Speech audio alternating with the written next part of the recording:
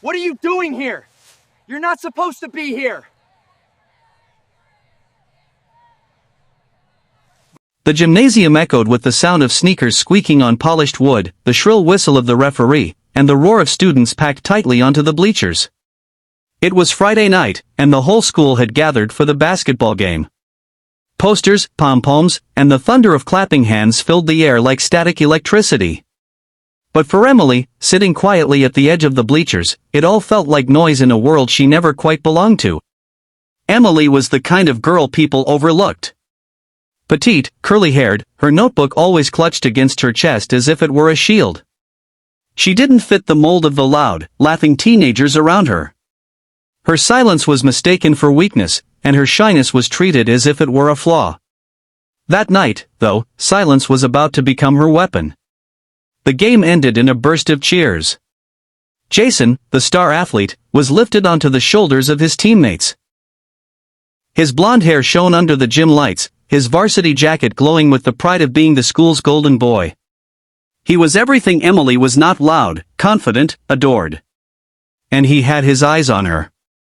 Jason jumped down, weaving through the crowd with a grin that didn't quite reach his eyes. He had asked Emily out before. She had said no, softly, politely, hoping that would be the end of it. But Jason wasn't used to rejection. And tonight, his ego was raw from the sting of a narrow win. He cornered her near the bleachers, his voice carrying louder than he intended. "You think you're too good for me, huh?" The chatter around them dimmed, curious eyes turning toward the scene. Emily swallowed, her heart pounding, but her voice steady. "I just don't feel the same way." The laughter of his friends behind him was like fuel on a flame. Jason's jaw clenched. "Reject me again," he spat, "and you'll lose more than just respect." Then it happened. He grabbed a fistful of her shirt and yanked. The fabric stretched, then ripped down the middle. The sound was louder than the crowd's gasp.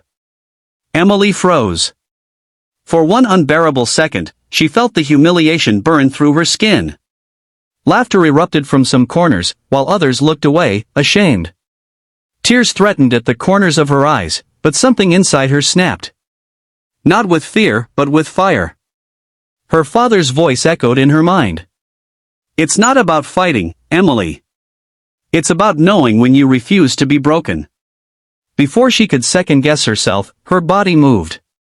Years of martial arts classes, practiced quietly in a small dojo where no one cared about popularity, surged through her. With a sharp pivot, she spun, her leg slicing through the air in a perfect arc. Her foot connected squarely with Jason's chest. The sound was deafening, a crack of impact that silenced the entire gym. Jason flew backward, crashing onto the polished floor, his breath knocked out of him. The golden boy of the school, sprawled in front of hundreds of witnesses, while the quiet girl stood tall, her torn shirt a badge of defiance. For a long moment, no one moved.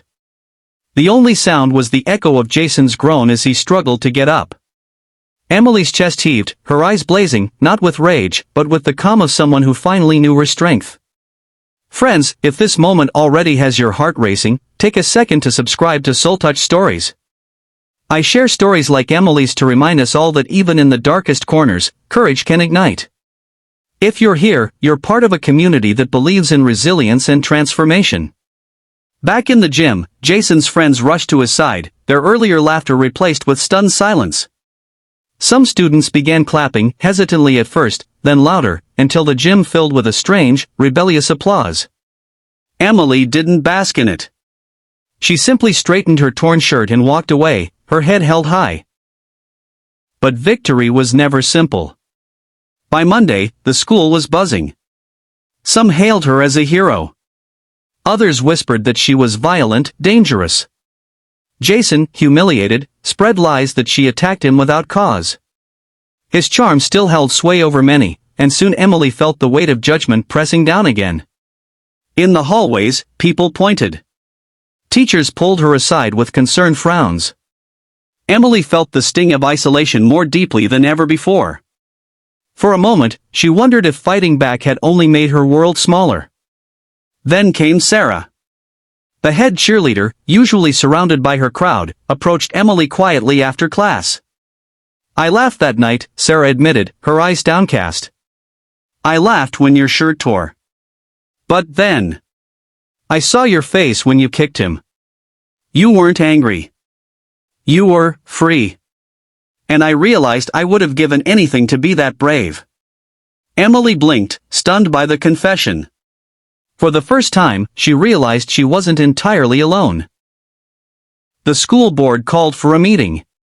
Jason's parents, polished and persuasive, painted Emily as unstable.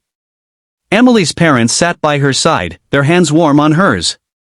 When it was her turn to speak, Emily stood, holding the torn shirt in her hands like evidence of truth. Her voice didn't shake. That night, I didn't want to fight. I didn't want to humiliate anyone. But when Jason tore my shirt, he wasn't just tearing fabric. He was trying to take away my dignity. I chose not to let him. That's not violence. That's self-respect. The room was silent. The board members exchanged looks. And for once, Jason's smirk faltered. The decision came swiftly, Jason suspended, stripped of his captaincy. Emily cleared of wrongdoing. Justice wasn't perfect, it rarely was, but it was a start. In the weeks that followed, Emily began something she never imagined. She started a self-defense club, open to anyone who wanted to learn. At first, only 3 girls showed up. By the end of the month, the gym was filled with students, girls and even boys, who wanted to find the same courage she had. Emily didn't just teach them moves, she taught them mindset. Strength isn't about hurting, she told them. It's about refusing to be hurt. The girl who once hid in the corners was now standing in the center, a leader, her voice carrying louder than she ever thought it could. Yet Emily still carried scars. The whispers hadn't disappeared. Jason's glare still followed her in the halls. And sometimes, late at night, she wondered if she'd ever truly escape the moment of her shirt ripping. But then she remembered the applause, Sarah's words, her father's advice. She remembered the look in the eyes of the girls she trained, the look of hope. One day, months later, Emily walked past the gym where it had all begun. The lights were dim, the echoes of basketballs faint in the background. She paused, touching the doorframe, and smiled. That place, once a symbol of her deepest humiliation, was now the birthplace of her power. And friends, if Emily's journey touched you, I'd love for you to support Soul Touch Stories. Like this video, leave a comment sharing what courage means to you, and subscribe to join a family of people who believe in turning pain into power.